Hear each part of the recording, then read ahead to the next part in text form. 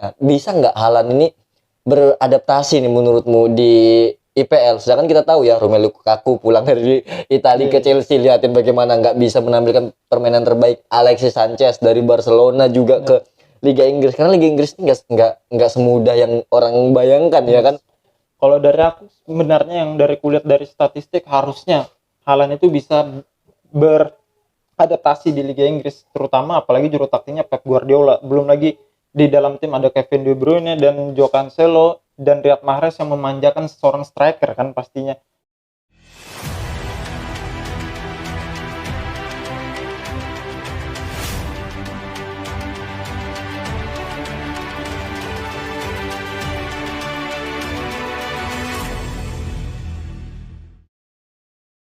Lim, here we go. Erling Haaland ke Manchester City nih, setelah ya kita lihat ya isi belakangan ini ya ke Real Madrid, ke Barcelona, ke Chelsea, dan akhirnya dia memilih ke Manchester City. Nah gimana nih kalau kamu lihat, pas nggak Haaland tuh ke Manchester City nih? Menurutku sih sangat pas sih Pak, karena kita melihat musim ini ya Pak ya, karena si Manchester City musim ini kan bermain tanpa striker murni. Dia hanya mengandalkan trio di depan, Phil Foden, Riyad Mahrez, dan Gabriel Jesus. Dan gol-gol yang diciptakan oleh Manchester City itu rata-rata dari timnya, bukan striker murni, karena mereka nggak punya striker murni tadi. Dari Kevin De Bruyne kadang mereka golnya, dari Joao Cancelo, dari Bruno da Silva. Jadi dengan adanya Haaland nih membuat Manchester City menjadi lebih menakutkan. Dan juga ini membuktikan omongan dari seorang Guardiola ya kan, dimana musim lalu dia kan bilang tuh kalau dia bakal ngerekrut seorang striker, dan akhirnya beneran Erling Haaland. Nah, apa sih yang diharapkan apa yang diharapkan oleh Guardiola? Sedangkan dia tanpa striker aja bisa kita lihat bagaimana. Ya kan? Kalau menurutku dengan ya jelas tidak mungkin dia tidak berharap dengan membeli Haaland, mendatangkan Haaland. Jelas dia ingin menambah daya gedor tadi ya kan. Karena kalau hanya berpatokan hanya dari tim itu juga sangat sulit, karena tidak punya tujuan bola itu harus kemana. Sedangkan dengan adanya Haaland, bola itu punya tujuan ke striker untuk menciptakan gol, jelasnya ya kan, pasti seperti itu. Dan juga aku lihat itu kan, aku baca-baca kan waktu Fabrizio Romano nih sudah here we go ya kan, dan media sudah banyak banget nih sudah pemberitaan-pemberitaannya kan tentang Erling Haaland. Dan klausul rilisnya Erling Haaland tuh cuma 75 juta loh. Itu sekitar 1 triliun kalau 75 juta euro itu sekitar 1 triliun kalau dirupiahkan. Yang aku bingung loh, sekelas Haaland Mbak ya, itu cuma 75 juta euro dengan penampilannya dia di musim ini di Dortmund, yaitu 85 gol dari 85 penampilan. Nah, aku tuh coba buat ngebandingin gitu kan, dimana musim lalu Chelsea itu memulangkan si Lukaku dari Inter itu seharga 113 juta euro, dimana dia cuma mencetak 65 gol dari 95 penampilan. Kenapa kok bisa ini ya? Kok bisa si Erling Haaland cuma di klausul segitu gitu loh? Aku paham maksudmu itu, karena striker mudanya harusnya lebih mahal daripada yang lebih tua. Dan juga kualitasnya sudah terbukti. Cuman kalau kita melihat dari kasta liga ya, Serie A masih memang di atas Bundesliga. Cuman memang harusnya Haaland itu di atas sekitar 100 juta euro. Cuman yang aku baca dari beberapa artikel, kalau si Manchester City ini menggelontorkan dana sekitar 350 juta euro untuk membagi-bagi yang lain. Sedangkan kita tahu kan Mino Raiola itu sangat almarhum tuh ya. Ya, almarhum sangat ingin uang banyak ibaratnya, dari situ aja. Makanya dari pengincar-pengincar Haaland tuh seperti Real Madrid, Barcelona. Nah, itu kan keluar semua dari persaingan karena hanya Manchester City yang mampu mengeluarkan uang sebanyak itu ibaratnya. Dan juga kan kayak Real Madrid, Barcelona, dan juga Chelsea kan awalnya kan. Chelsea. Nah, Real Madrid ini kan dia tuh kalau menurut ya sebenarnya dia kalau mau ngambil Haaland bisa-bisa aja sih, Pak.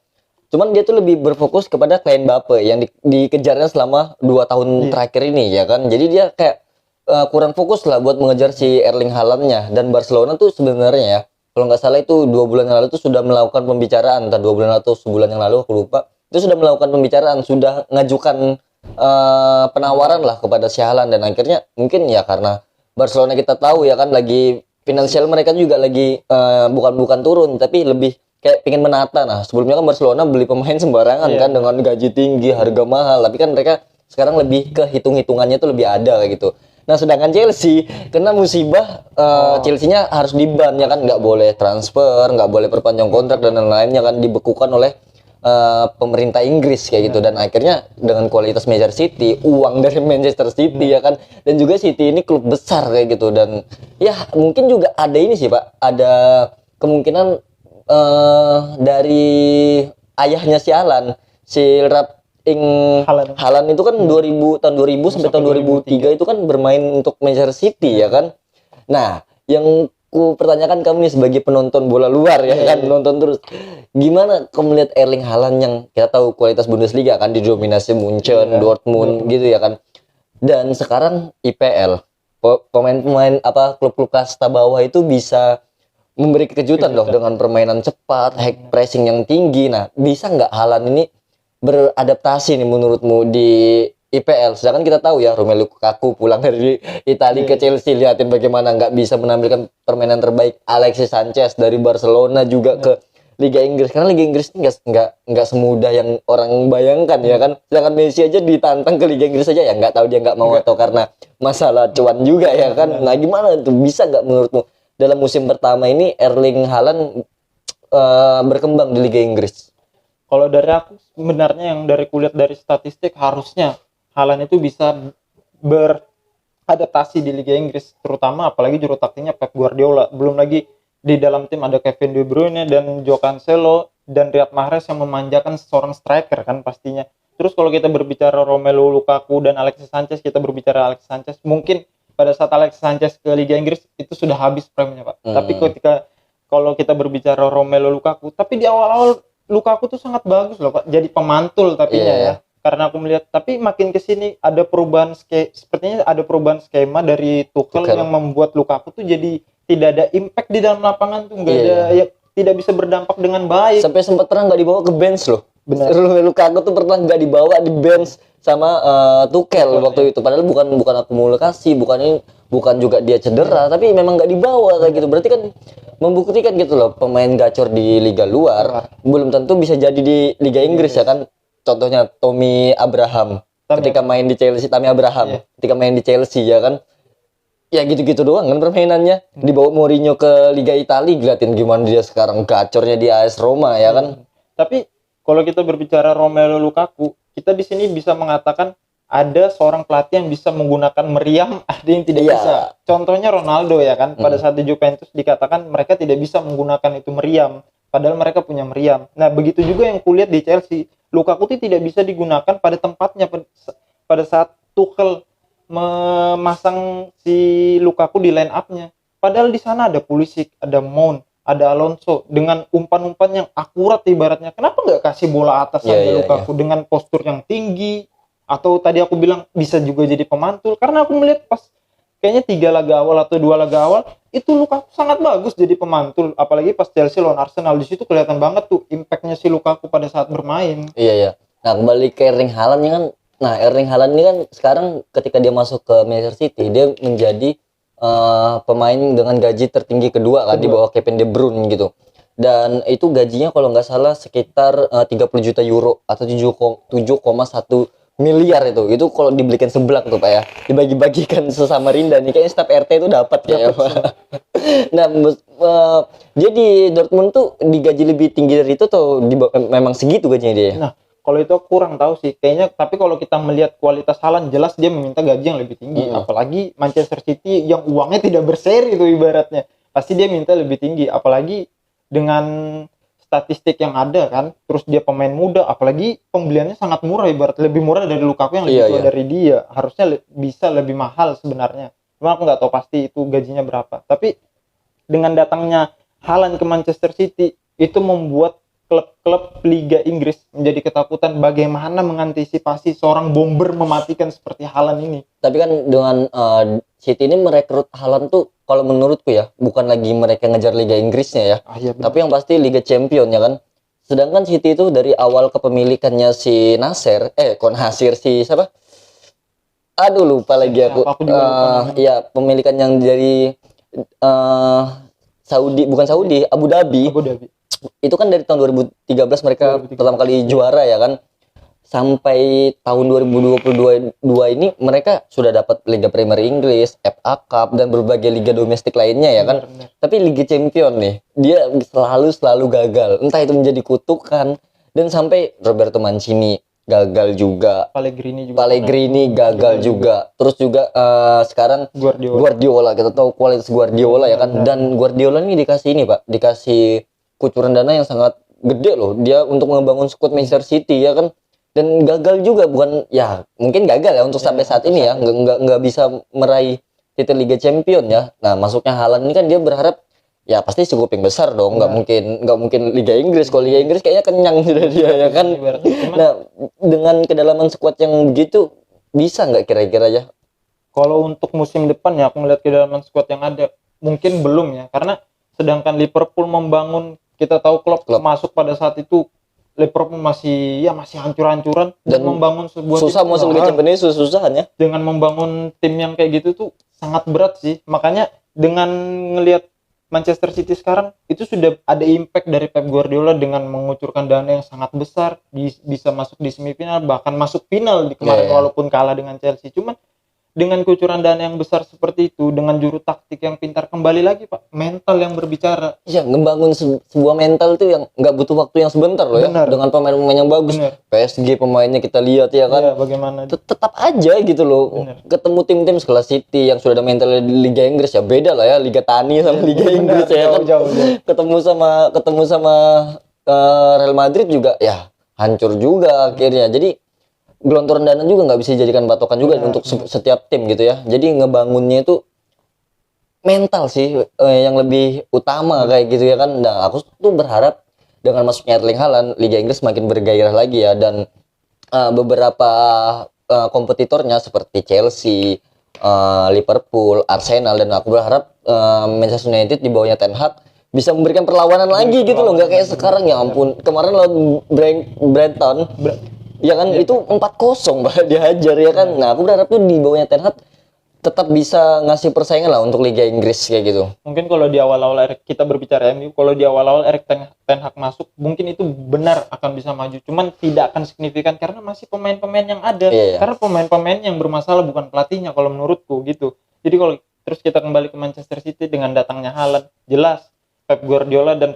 Public City juga mengincar si kuping besar pastinya ya kan.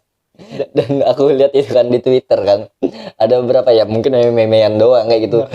Manchester City kan Fabrizio Romano tuh kan here we go tuh ke Manchester City kan. Dan nggak tahu aku tuh fans MU atau bukan, aku lihatnya di Twitter kan tuh anjingnya bilang apa ya, Sir Alex Ferguson calling si Haaland buat ke bujuk Haaland buat ke Manchester United. Berharap kayak Ronaldo, Pak. Itu dalam sejarah loh Fabrizio Romano ngerubah postingannya loh dari sudah Kirbigo ke City berubah ke Manchester United. Itu benar-benar kecolongan sih pada saat itu jurnalis terkenal. Cuman ya kita kembali lagi karena Ronaldo kan ditelepon oleh seorang ayah sepak bolanya. Tapi dengan postingan yang dibuat tadi itu aku yakin sih fans MU yang buat hanya untuk bersenang-senang mereka aja ya kan. Karena dia nggak bisa menyaingin dominasi City. Benar.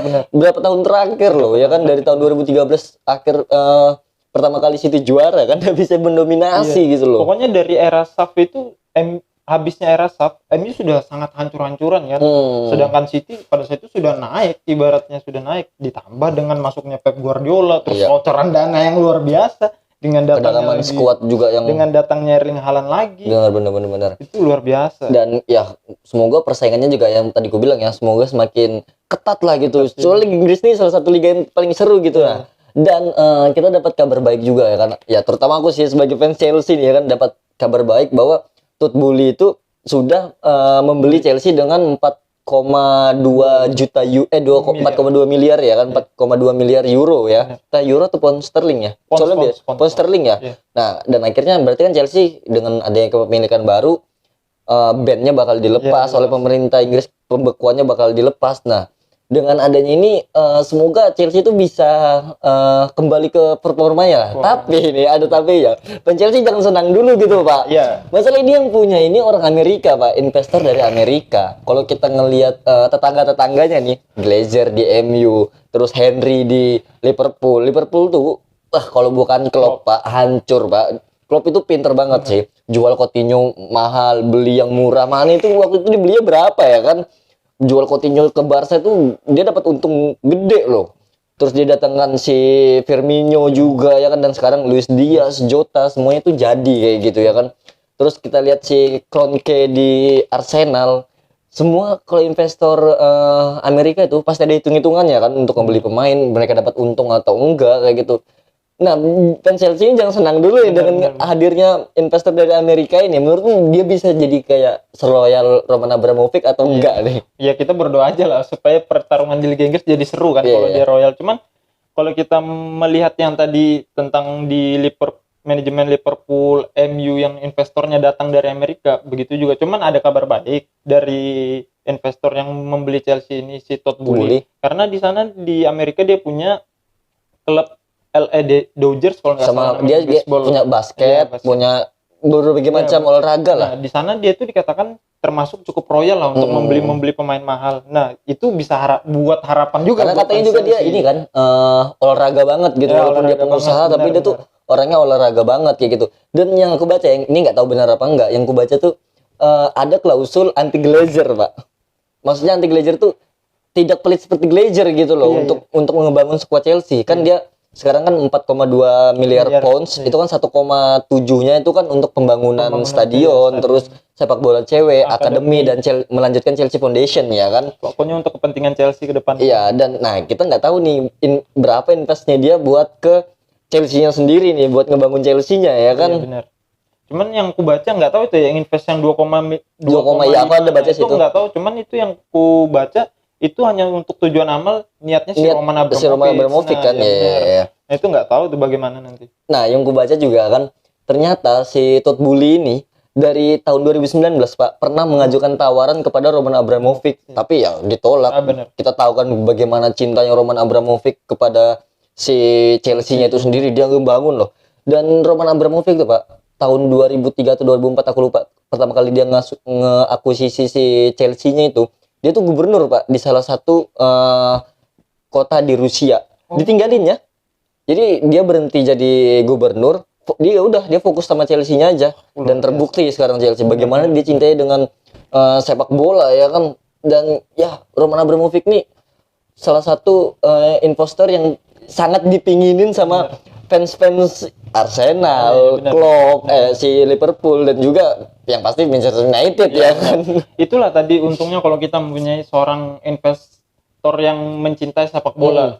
Kayak presiden Real Madrid, terus Bayern Munchen, PSG, dan Manchester City, mereka tuh rela menggelontorkan dana untuk klubnya gitu. Walaupun sebenarnya kita tahu sepak bola tuh tidak menguntung-untungkan banget, hanya saja value-nya kan. Value-nya makin naik kan. Apalagi klub itu berprestasi. Di situ sih. Cuman sangat disayangkan sih memang ada politik yang dan aku nyambungkan ke politik itu, aku tuh agak bingung juga ya dengan FIFA pastinya ya kan. Kayak katanya sepak bola tidak bisa disatukan dengan politik kayak gitu ya kan. Tapi dengan kejadiannya Rusia dengan Ukraina, ya kita nggak ngebahas Rusia Ukraina lah. Tapi kenapa seorang Abramovich ini kena kayak gitu loh, dan klub Chelsea-nya tuh kena loh. Dibekukan. Terus awal-awal tuh dia cuma boleh mengeluarkan uang kalau UA itu sekitar berapa ratus juta pound sterling kayak gitu kan. Itu kan cukup untuk kemana Chelsea? Kenapa FIFA bisa double standar gitu kan? Sedangkan kita tahu ya ada juga negara yang lagi mengalami perang juga, tapi tidak diperhatikan oleh FIFA. Sedangkan si Paul Pogba waktu itu ngebawa bendera Palestina di Old Trafford, itu langsung ditegur loh dia. Ditegur benar-benar. Di situ sih ada ibarat ada ketidakadilan lah di situ. Iya. Harusnya padahal pada saat itu dia bilang sepak bola tidak boleh dicampur adukan dengan politik. Seharusnya seperti itu. Cuman aku ngelihat pemerintah Inggris terhadap Chelsea ini seperti pilih kasih Pak. Hanya karena Abramovich berteman dengan Putin, terus berdampaknya ke klubnya itu nggak bisa disangkut pautkan sebenarnya. Dan juga ya seharusnya ya Inggris itu atau pemerintah Inggris itu harusnya tuh lebih berterima kasih juga lah sama Abramovich gitu loh. Awalnya 2003 itu kan Liga Italia tuh yang menjadi Liga nomor 1 Liga nomor 1 ya kan. Inggris tuh kalau nggak salah ketiga tuh keberapa masih gitu loh. Ya sekitar 2-3 juga sih, 5 besar lah pokoknya.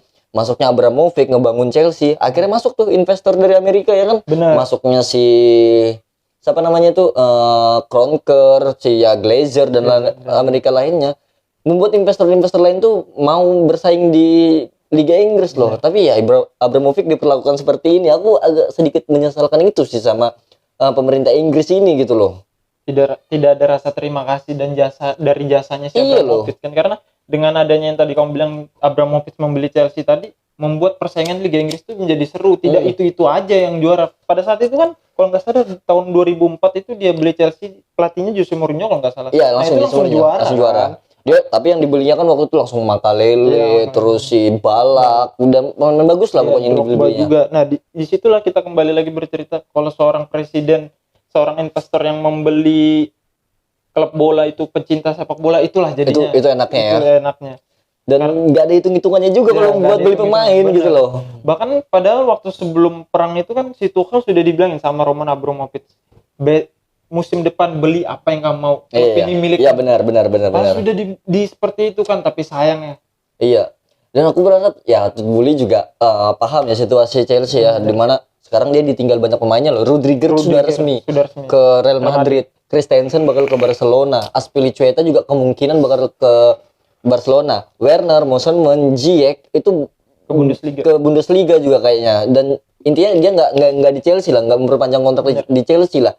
Nah, berarti kan untuk ngebangun Chelsea ini bisa dibilang dari ya sekitar 30% lagi ya kan, dengan pemain-pemain yang ada. Karena ngerobak pemain lebih dari 60% itu bakal berpengaruh dengan permainan loh. Tuchel harus berputar otaknya untuk memilih pemain untuk komposisi pemain di musim depan ya kan. Itu PR untuk Tuchel sih untuk kedepannya, karena dengan yang kamu bilang tadi pemain-pemain yang ada belum tentu bisa bersaing apalagi di liga kasta tertinggi. Iya. Sedangkan dengan persaingan yang ketat. Sedangkan klub-klub papan bawah Liga Inggris ini selalu membuat kejutan. Belum lagi klub-klub besar yang lain sudah berkembang, sedangkan Chelsea harusnya menurun. Harus menurun. Mereka. Dan ya semoga dia tetap berada di performanya. Siapa pinginnya tetap bisa bersaing di 4 besar lah setidaknya untuk memperebutkan gelar juara, karena di era Roman Abramovich dan kalau kulihat ya Chelsea itu menurun semenjak ada konflik. Iya benar. Kalau kulihat ya mungkin memang sebelumnya ada kalah ada ini, tapi perbedaan jarak dia antara dia dan Liverpool itu sangat drastis loh, dengan jadi jauh banget. Dengan konfliknya si Abramovich dan juga pembekuan dari pemerintah Inggris ya kan. Benar. Cuman itu sih yang tadi kita berbicara lagi masalah politik yang dicampur adukan dengan sepak bola, itu berdampak. Seharusnya mereka tuh kalau misalnya Chelsea itu hilang dari Liga Inggris, persaingan tadi jadi tidak ketat, Pak. Jadi tidak seseru Liga Inggris yang sebelumnya, tidak ada kejar-kejaran poin di sana. Dan juga seharusnya pemerintah Inggris itu juga berterima kasih loh sama Chelsea. Chelsea itu juara Piala Dunia antar klub bawa nama Inggris. Bawa nama Inggris, benar. Iya kan? Benar. Juara Liga Champion 2 kali bawa nama Inggris. Iya kan? Inggris itu bisa dibilang salah satunya Chelsea lah yang membesarkan nama Inggris juga ya kan. Benar. Publik sepak bola ini gede, Pak. Benar. Iya kan? Lewat sepak bola sebuah negara tuh bisa dikenal loh. Dulu siapa yang kenal misalnya kayak kita di Asia Tenggara gini. Siapa yang kenal dengan Zimbabwe atau si yang sering Senegal segala macam. Iya kan? Kalau bukan karena negaranya sepak bola. Sepak bola benar-benar. Nggak mungkin ada orang tahu dan penasaran untuk ngelihat negaranya mereka ya kan? Iya. Dan itulah tadi yang seperti yang kamu bilang juga, dengan adanya Roman Abramovich investor berdatangan, harusnya pemerintah Inggris itu berkaca lagi lah ke belakang dan melihat jasa seorang Roman Abramovich. Harusnya dia tuh benar-benar berterima kasih, dan konflik ini harusnya tidak usah disangkut pautkan lah seharusnya. Kan ini juga baru sekali ibaratnya. Iya, dan pinter dan salut jauh sama Abramovich. Abramovich nggak pernah ambil keuntungan loh. Bener. Di Chelsea ya mungkin ambil tapi nggak sekuat dengan Glazer dan lain-lain ya kan. Ya semua bisnis tuh pasti ambil keuntungan, tapi tidak terlalu menohok kayak gitu loh. Si Abramovich ini gitu. Ya Bully ya aku tuh ngasih abu-abu ya ngeliat ya, karena kita belum lihat juga pembelanjaannya dia seperti apa, pengeluaran dananya dia seperti apa. Kayak gitu sih.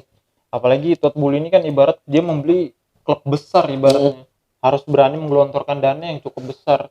Dan tapi kan di situ dia berempat kan pemegang sahamnya ya. Aku harap sih mereka bisa ibarat bersama-sama lah membangun Chelsea, membuat Chelsea yang lebih daripada Chelsea Abramovich seharusnya ya kan. Iya. Dan membuat Liga Inggris jadi lebih seru lagi, karena tahun ini cuma 2 Pak sampai di akhir. Iya, klub dan kayaknya Liverpool sudah agak berat ya. Iya, karena kemarin ditahan imbang. Aku berharap Liverpool menang, City menang terus juga gitu loh, supaya sampai akhir musim tuh ada deg-degannya kayak gitu. Deg-degannya. Seperti waktu City juara pada saat beda 1 poin dengan MU, masih ingat Iya, ya kan? iya. Nah, tapi kita nggak bisa pungkiri juga kemarin karena lawannya Tottenham, dan itu berimpact juga dari dia bermain Liga Champions lawan Villarreal kemarin kan Iya. habis-habisan, Pak. Dan ini hari Rabu ya, kita hari Rabu, kalau nggak salah hari ini pertandingan atau besok ya pertandingan Lawan Aston Villa tuh. lain final FA. Oh, final ya. Lawan Chelsea kan. Tanggal 15 minggu depan. Jadi termasuk Liverpool ya, termasuk sibuk juga ya kan, dan klub tuh harus pinter-pinter merotasi pemainnya. Di situ, Pak, di situ